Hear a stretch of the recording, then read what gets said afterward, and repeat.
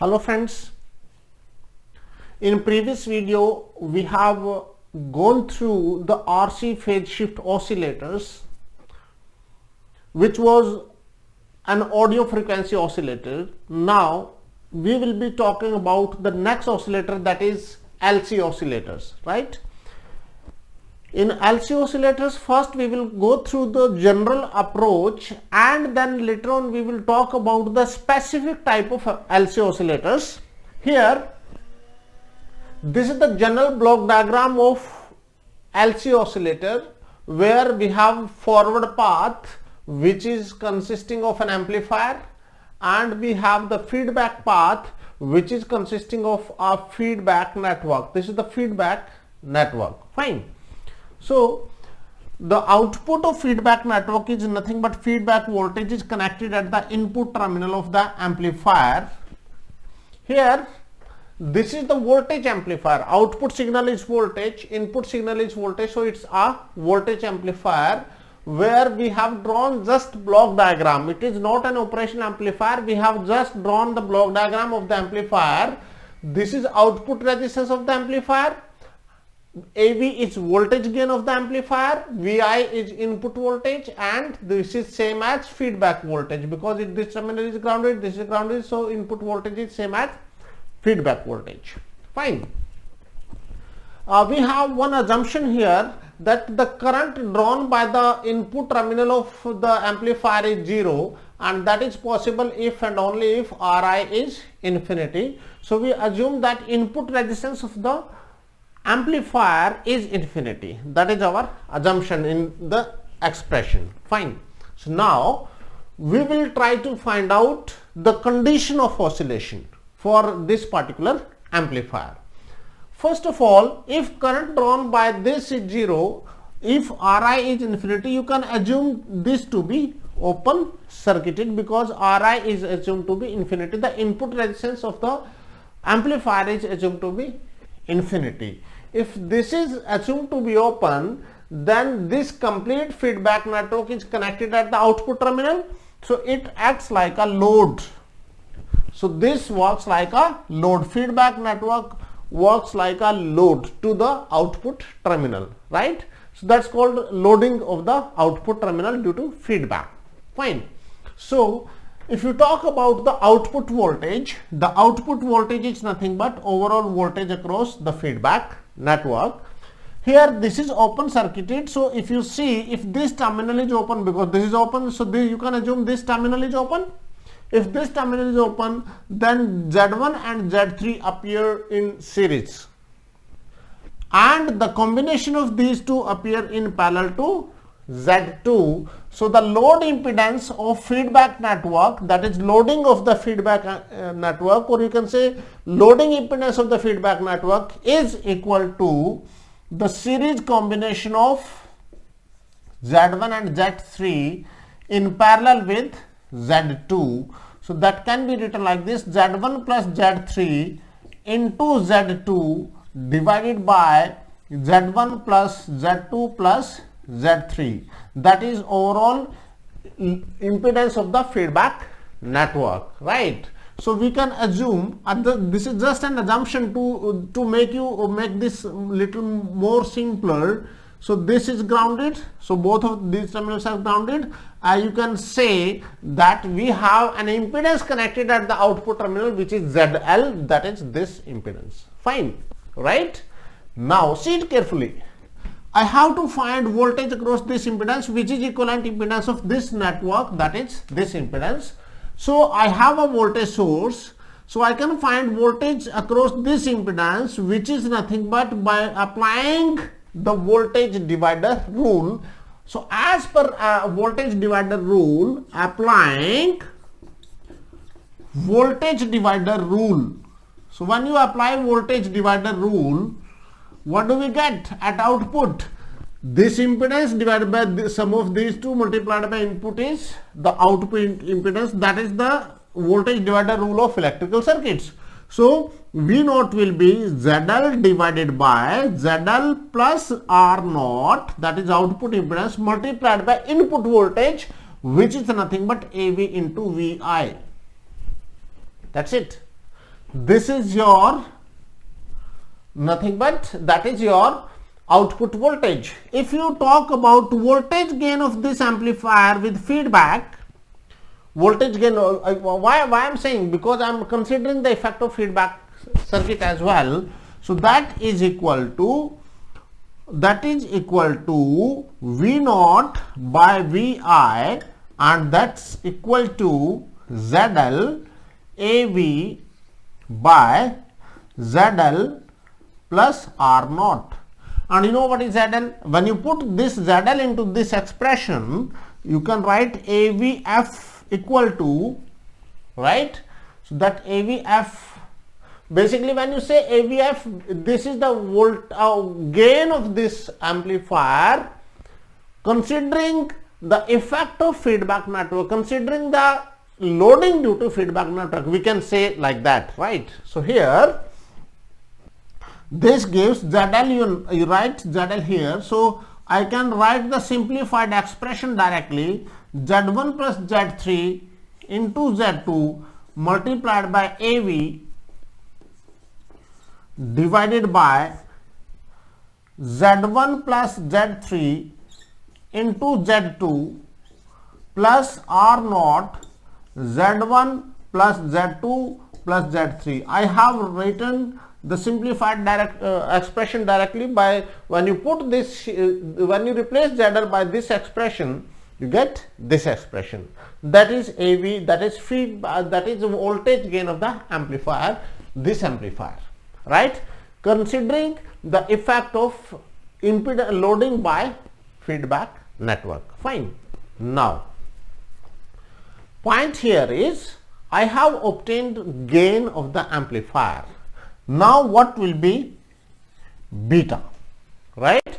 So here you should not get confused with the overall feedback, overall gain of the amplifier.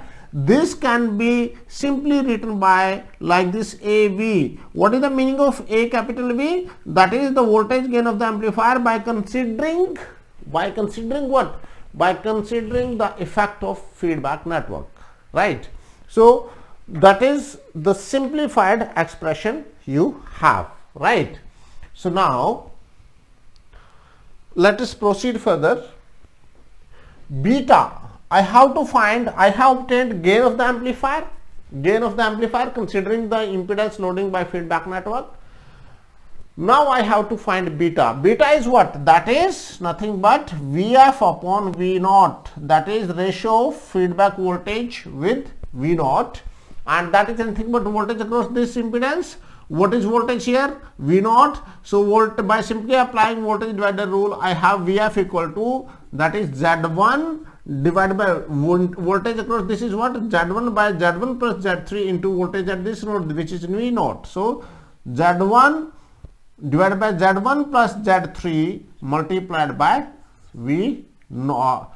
Naught is I can simplify it little bit more. That is, I can write feedback voltage first rather than writing beta here. So I will write feedback voltage. The feedback voltage, expression of feedback voltage in terms of V naught can be written like this, right?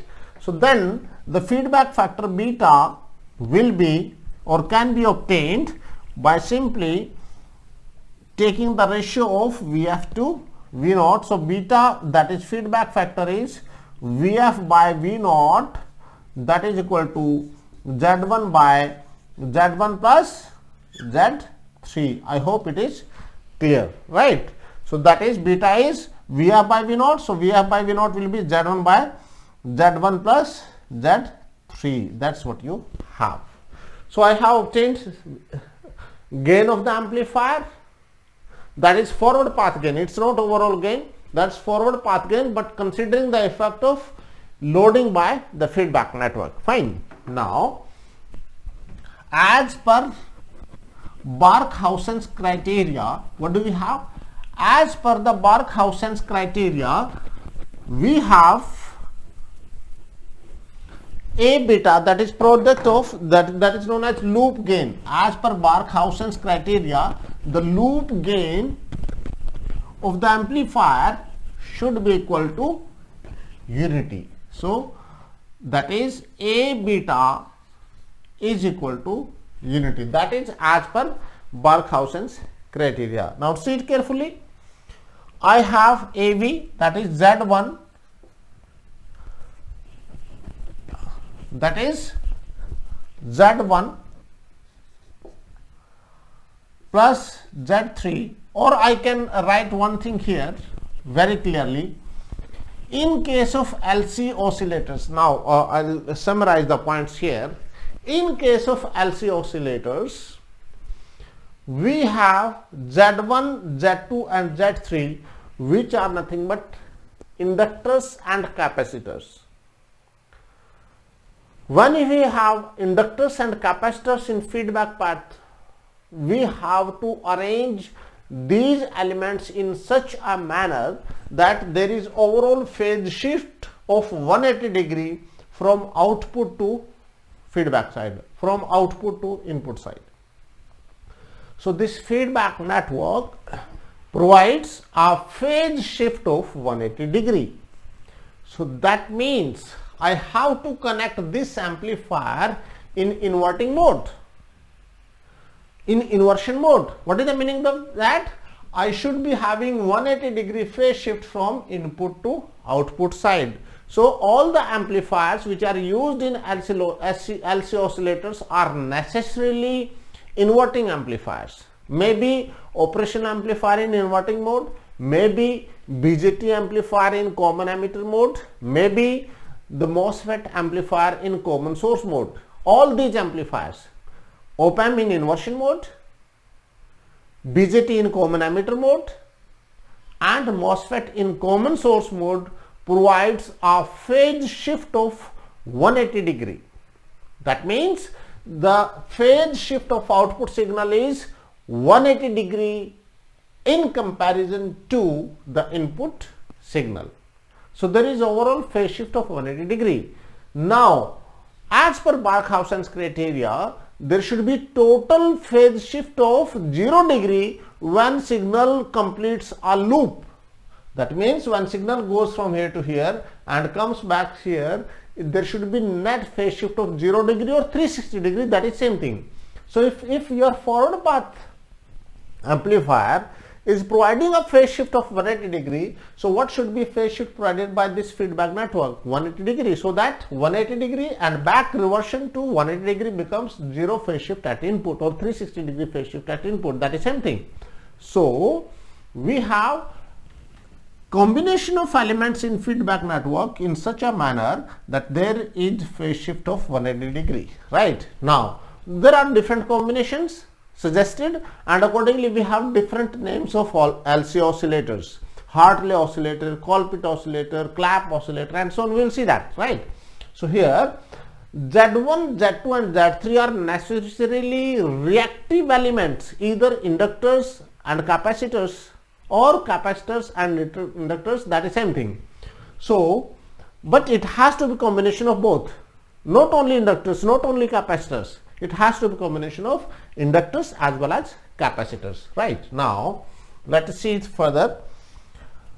Here what I do, if Z1, Z2 and Z3 are reactive elements, then Z1, Z3 and Z2 must be imaginary, because if it is inductor, the Z1 must be equal to what? That is j omega L. And if it is capacitor, Z1 must be equal to 1 by j omega C, Z1, Z2 and Z3 and so on. So Z1, Z2 and Z3 are necessarily imaginary terms. Now come back here, come to this point. But before I come to that point, remember, whenever we have LC oscillators, these oscillators are essentially used at radio frequencies ranging from 10 kilohertz to maybe 100 megahertz. So these oscillators are used from 10 kilohertz to 100 megahertz, which is a radio frequency, due to which we call these oscillators as radio frequency oscillators. Remember this point. Now come back. Here the product of A beta should be a real number, which is 1. 1 is a real number. So if product of A beta is a real number, see it carefully. Z1 is imaginary term, Z1 and Z3, Z1 is imaginary, Z3 is imaginary. The sum of two imaginary terms is again imaginary. So this is imaginary, this is imaginary. So numerator of beta is imaginary, denominator of beta is imaginary. So overall number will be real number, because the ratio of imaginary number with imaginary number is a real number. So beta is a real number. This is what I am trying to say. Beta is a real number. So now if beta is real, then for this product to be real, A must be real. Gain of the amplifier must be real, right? So I will say AB. So product of AB and beta must be a real number for this to be equal to 1, right? So now say it carefully. What I do, Z1, first of all, see this AB here. See carefully. This is a real number. Sorry, this is imaginary. Z1 plus Z3 is imaginary because sum of two imaginary numbers is imaginary. Z2 is imaginary, and if this is imaginary, the product of two imaginary numbers is a real number. I hope you know about it. The product of two imaginary numbers is a real number. The ratio of two imaginary numbers is a real number. So that means this is imaginary, product becomes real, and this is a real number. So overall numerator is a real number. Overall numerator is a real number, right? If numerator is real number, then for this ratio to be real, why? Because AB should be real. So for this ratio to be real, this must be, denominator must be real. I hope you are getting the concept. So beta is already real because that was the ratio of two imaginary numbers, and the ratio of two imaginary numbers is a real number. Come back to this point. Numerator is product of two imaginary numbers, which is a real number. So numerator of AB is a real number, and for this ratio to be real, because for AB to be real, this ratio should be real. So that means denominator of AB should be real. Come back to this point. Product of imaginary numbers is real. So this is real, but this is R0 is a real value. This is imaginary. So product of real number with imaginary number is an imaginary number. So AV should be real only if, or AV will be real only if this is 0. So for product A beta or AV beta to be a real number, what is the condition? Condition is Z1 plus Z2 plus Z3 must be equal to 0. This is very important condition for oscillations of this circuit. I hope concept is clear. I repeat, this is a real number, this is a real number, this is imaginary. So this ratio can be real only if this term is 0, and this term can be 0 only if this is 0, because R0 is not 0. So the sum of all the imaginary terms of this circuit should be equal to 0. The sum of all impedances of feedback network must be 0. So that is very important condition which will be used again and again in this particular topic. Fine. So now we will talk about the different types of oscillators, different types of LC oscillators. Then we will be talking about Hartley. Now in other words, I will be talking about Hartley oscillator. Then I will be talking about Colpitts oscillator. I will be talking about Clap oscillator. What is the meaning? When Z1 and Z2 are inductors, these shunt terms connected to ground. When Z1 and Z2 are inductors and Z3 is capacitor, so we have two inductors, one capacitor, that is called Hartley oscillator. That is called Hartley oscillator, right? Similarly, when Z1 and Z2 are capacitors, Z3 is inductor, that is called Colpitts oscillators, right? So and when Z3 is combination of L and C, and both of these are capacitors, that is called clap oscillator, right? So let us see what are Hartley, Colpitts and Clap oscillators. So now I will be starting with the next oscillator, that is what?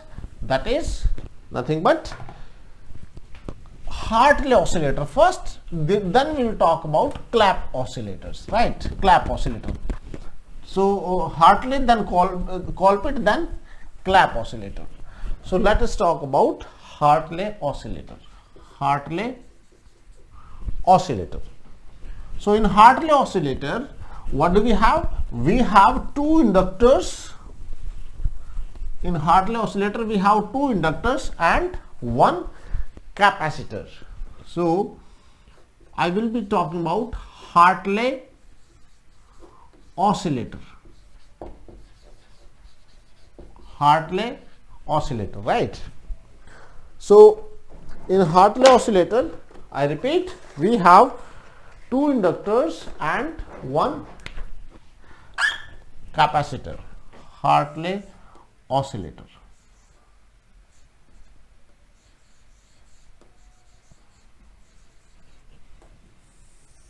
So this will be, of course, as it is.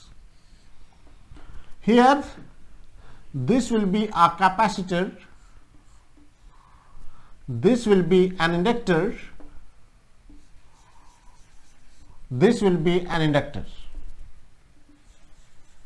This is L1, this is L2, this is C3, right? That circuit is nothing but Hartley oscillator, where we have two inductors and one capacitor. That amplifier can be op-amp based amplifier, that can be BJT, that can be MOSFET based amplifier. We will see those circuits of all the oscillators one by one. So what is condition of oscillation? What is the condition of oscillations? That condition we have already derived. Condition of oscillations is Z1 plus Z2 plus Z3, sum of all impedances must be equal to 0. That is what we have seen for A beta to be real. So Z1, you know, Z1 is J omega L1, Z2 is J omega L2, Z3 is 1 by J omega C3, that is equal to 0. That is the condition. Now what do we get? We get omega square L1 plus L2. What I did, J can be taken common and that is equal to 1 by C3.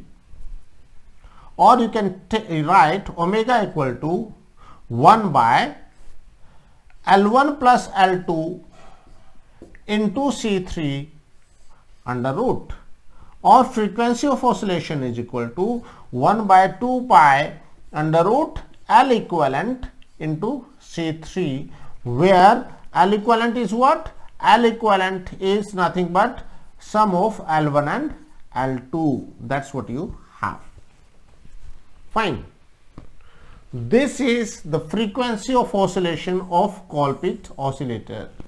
So it means both are appearing in series. Both are appearing to be in series, right? That's what you have. That circuit is nothing but Hartley oscillator. But there are some possibilities that these inductors are inductively coupled with each other. There may be the possibility that these inductors are sharing some flux with each other. That is called coupled inductors, coupled inductors, right? Magnetic coupling. So depending upon type of coupling, there are two types of coupling. What are those? That is differential coupling and additive coupling. So in that case, everything will be similar. The only thing will be, I will replace this L1 by L1 equivalent, L2 by L2 equivalent, L1 equivalent, L2 equivalent. What is L1 equivalent? Let us see that. L1 equivalent for additive coupling, L1 equivalent is equal to L1 plus M where M stands for mutual inductance between two coils, right? Where M stands for mutual inductance. So for additive coupling, L equivalent is nothing but L1 equivalent is equal to L1 plus M, and L2 equivalent stands for this. So everywhere, wherever you have L1 equivalent, L2 equivalent. So L1 equivalent, L2 equivalent, and that is equal to, please see it carefully, that will be L1 plus M plus L2 plus M, and that will be equal to what? That is nothing but L1 plus L2 plus 2M. That L equivalent will be this. Everything will be similar. So for additive coupling of these two coils, inductance of each will be replaced by L1 plus M and L2 plus M, where M stands for mutual inductance between the two coils.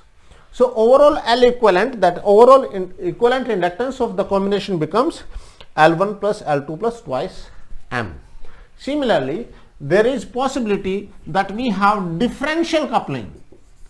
So for differential coupling, we have minus sign here, otherwise everything will be similar. So when you have minus sign, so here it will be L1 minus M, here it will be L2 minus M, and here it will be L1 plus L2 minus 2M. That is the expression of frequency of oscillation for differential coupling between these two coils, right?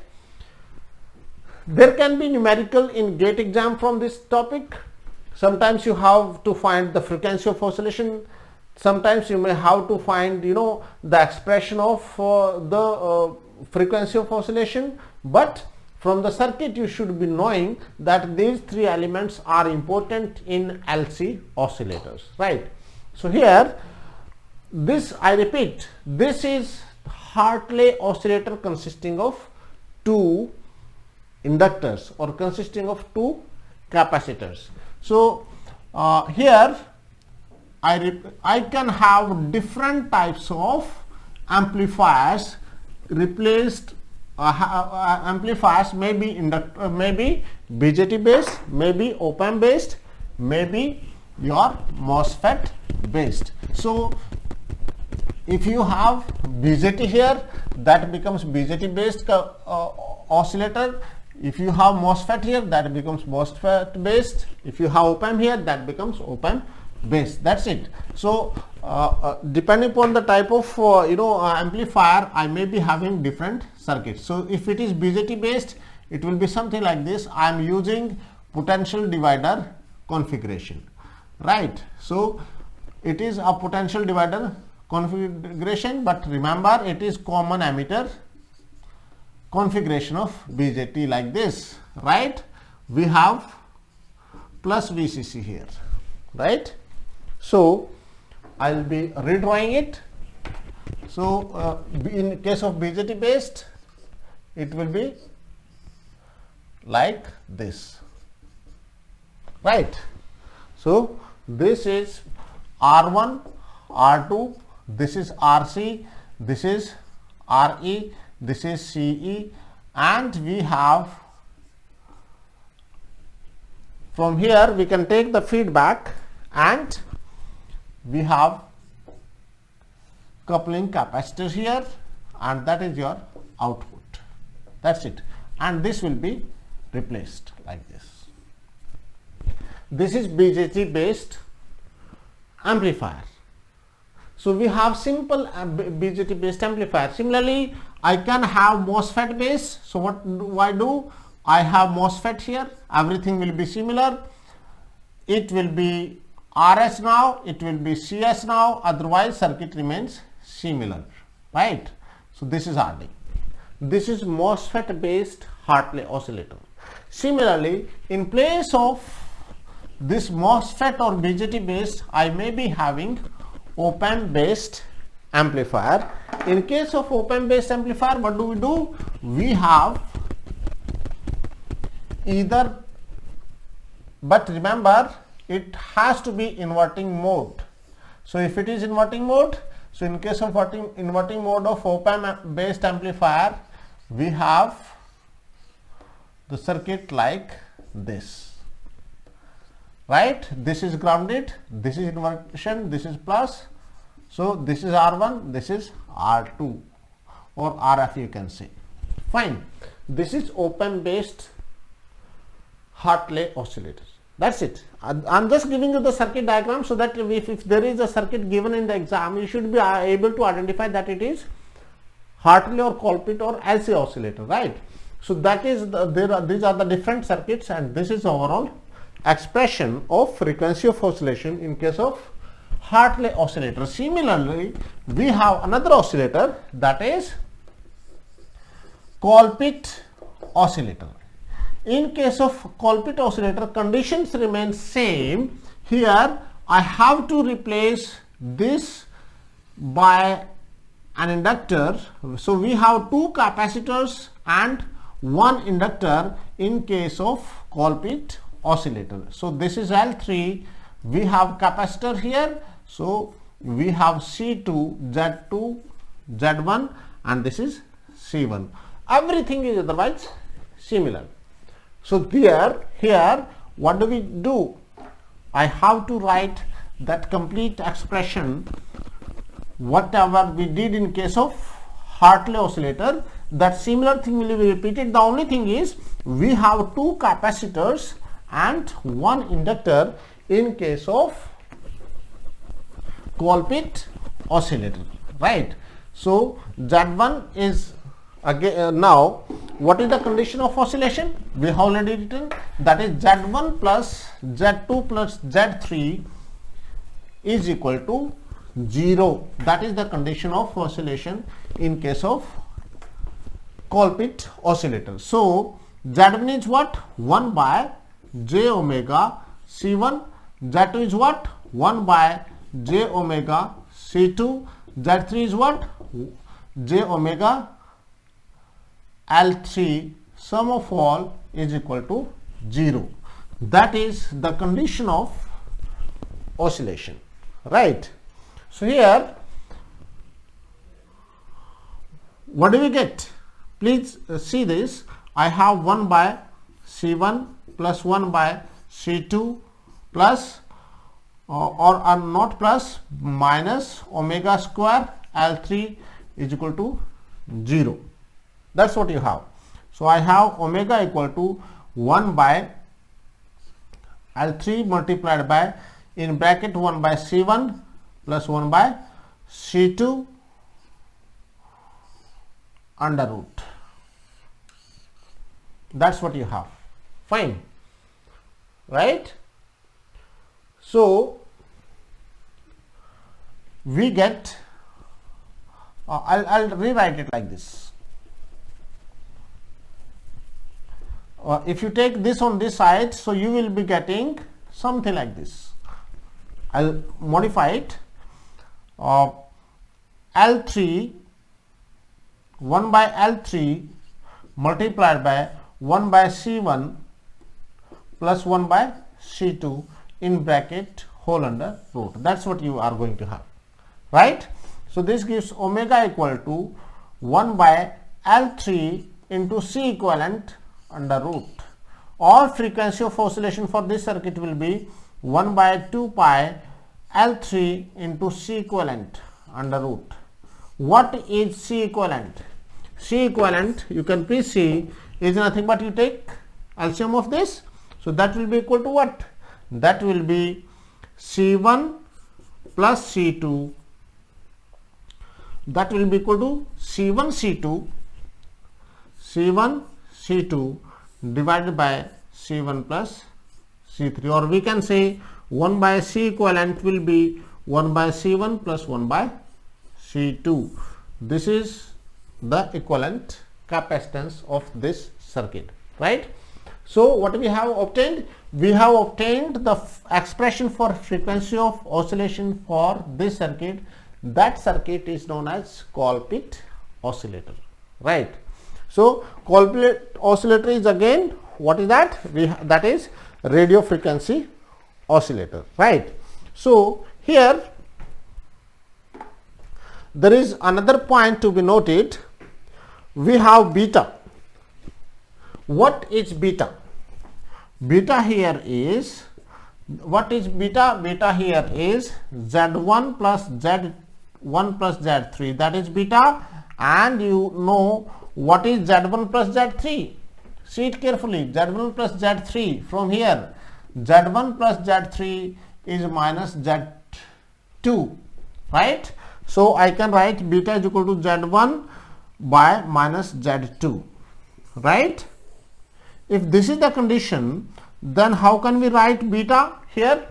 Beta here will be equal to, please see carefully, Z1 is what? 1 by j omega C3. So 1 by j omega C1, sorry. Z2 is what?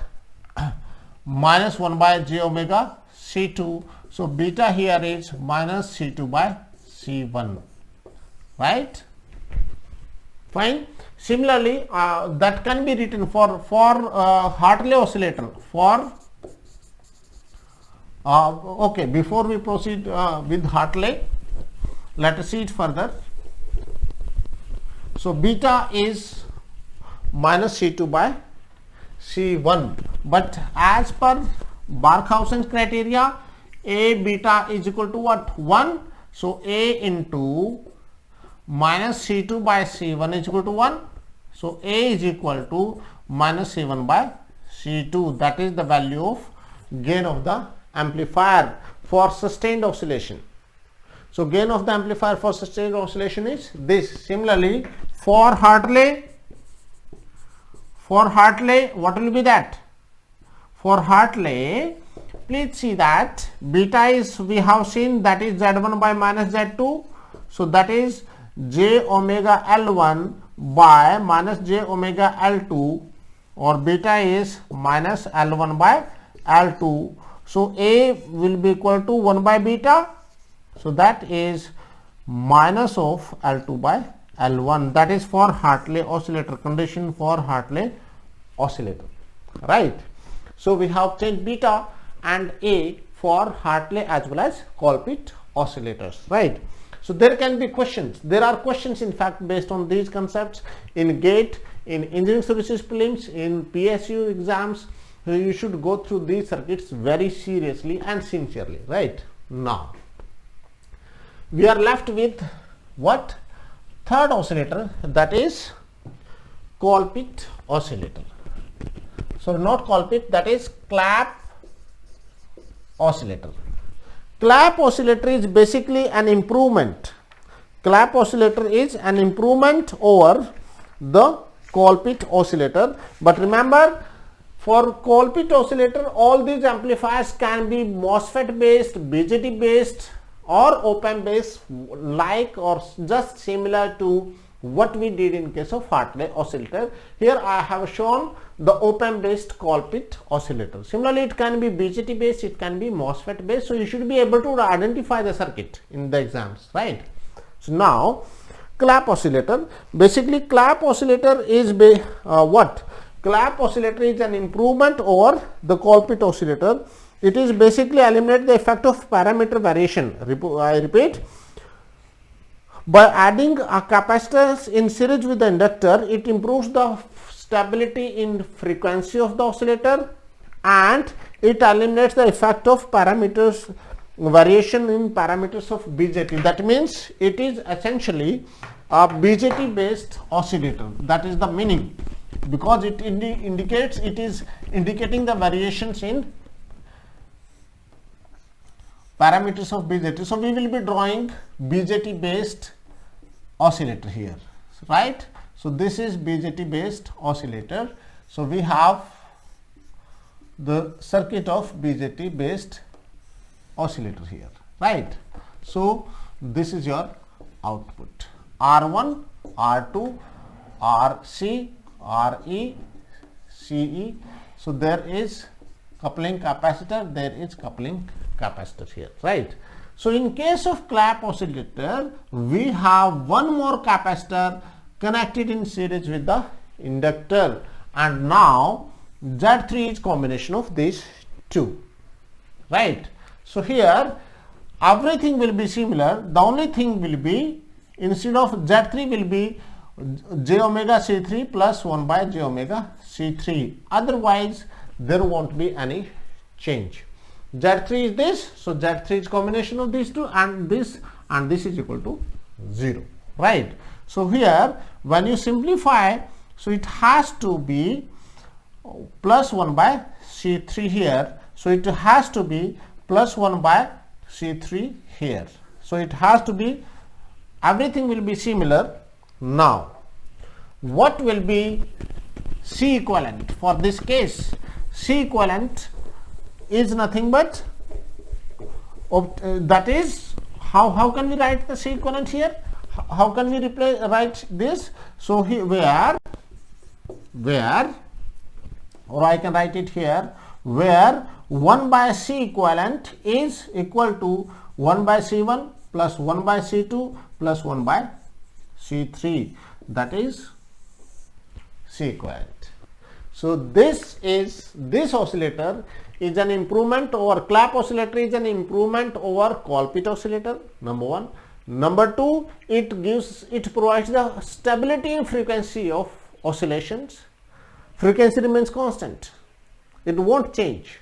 Third, it eliminates the effects of parameter variations of BJT. So these are some of the points related to your Clap oscillator, right?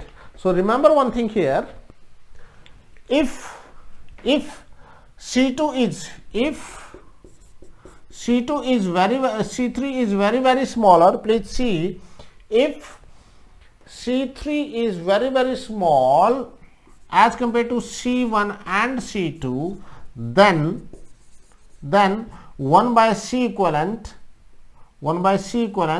will be approximately equal to what? Please see, if it is small, so this term will be large. If this is large, this can be eliminated. So 1 by C equivalent will be approximately equal to C3. In that case, frequency can be written like this, 1 by L3 C3 under root. So frequency of oscillation will be determined by C3 and L3 in case of Clap oscillator by selecting the suitable value of C3. That is one assumption, or that is one variation in comparison to Colpitts oscillator we consider in case of Clap oscillator, right? So you have to remember the LC oscillators are basically used in radio communication, especially in receiver circuits, because these are radio frequency oscillators, right? And that finishes your LC oscillators. So this topic is important, especially from objective type point of view. There can be questions in engineering services or civil services mains, but that is little lesser possibility, but there can be questions in GATE and engineering services and in university exams. So in next video, I'll be talking about the next oscillator, that is crystal oscillator. So wait for my next video, that is where we'll be talking about crystal oscillator. Thank you very much for watching the video.